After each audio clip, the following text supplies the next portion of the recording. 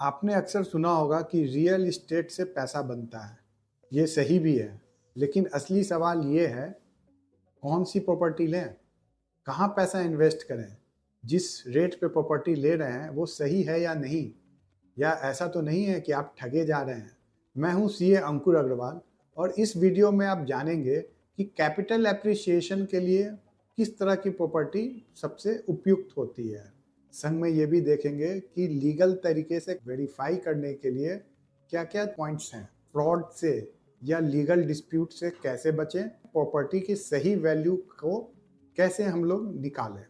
तो चलिए शुरू करते हैं। सबसे पहले बात करेंगे कि कैपिटल एप्रिसिएशन के एंगल से कौन सी प्रॉपर्टी सही रहती है।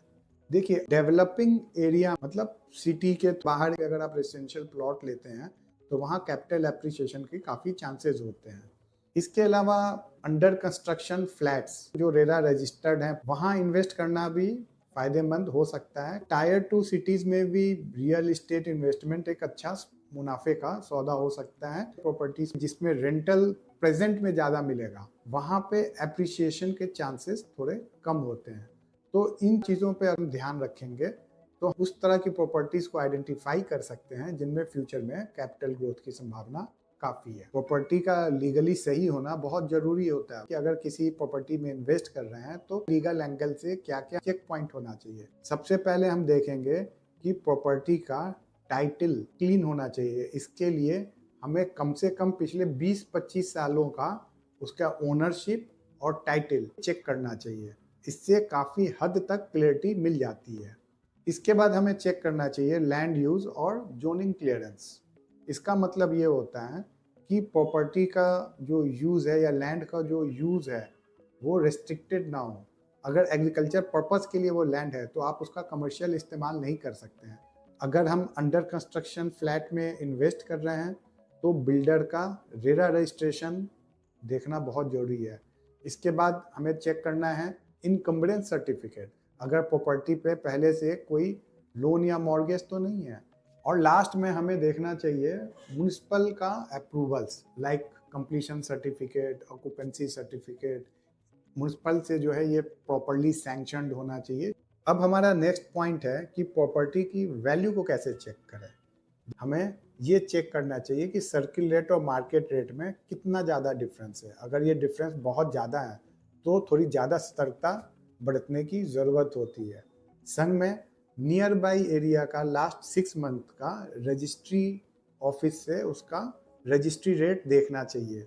इससे पता चलता है कि नियर बाई एरिया में बाकी जो प्रॉपर्टीज़ की रजिस्ट्री हुई थी वो किस रेट पे हुई थी।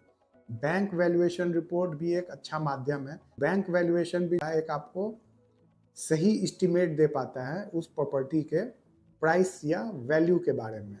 और लास्ट में एक चीज़ ध्यान रखना है कि कभी भी सर्किल रेट से कम पे रजिस्ट्री नहीं कराएं, क्योंकि अगर आप सर्किल रेट से कम पे रजिस्ट्री कराते हैं तो जो डिफरेंस है ना वो इनकम टैक्स एक्ट के हिसाब से आपके इनकम में ऐड हो जाता है और उस पर अलग से टैक्स लग जाता है। अब हम आते हैं अपने अगले पॉइंट पे कि फ्रॉड और लीगल डिस्प्यूट से कैसे बचना है। इसके लिए सबसे पहले तो ये ध्यान रखना है कि कैश में ट्रांजैक्शन ना करें। किसी को भी कैश अगर आप दे रहे हैं तो वो पैसा डूब सकता है। दूसरा, रजिस्टर्ड डीड से ही ट्रांजैक्शन करना चाहिए। इसके अलावा बिल्डर बायर एग्रीमेंट के हर लाइन को ध्यान से पढ़ना चाहिए। खास तौर से अगर प्रोजेक्ट में डिले होता है, कोई पेनल्टी प्रोविज़न है, इन सब चीज़ों पे स्पेशल ध्यान देना चाहिए। अगर ज़रूरी लगे तो किसी एक्सपीरियंस सीए या प्रॉपर्टी लॉयर से मिलना चाहिए एक बड़े इन्वेस्टमेंट को करने से पहले, जिससे कि आपके प्रॉपर्टी के जो भी डॉक्यूमेंट्स हैं वो करेक्टली वेरीफाई हो सके। देखिए, रियल एस्टेट इन्वेस्टमेंट एक पावरफुल वेल्थ को एक्युमुलेट करने का सोर्स है, लेकिन तभी जब ये समझदारी से किया जाए। इससे आगे आने वाली परेशानियों से आप बच सकते हैं। अगर आपको रियल एस्टेट या इस वीडियो में किसी भी टॉपिक में कोई कंफ्यूजन है तो मुझे कमेंट करें, मैं आपको पर्सनली उसका रिप्लाई दूंगा। अगर आपको ये वीडियो हेल्पफुल लग रहा है तो इसे सब्सक्राइब करना ना भूलें और अपने दोस्तों में शेयर करना भी ना भूलें। ये वीडियो एजुकेशनल पर्पस के लिए है, जिससे कि आप रियल एस्टेट के इन्वेस्टमेंट के डिफरेंट एस्पेक्ट्स को समझ सकें। धन्यवाद एंड थैंक यू।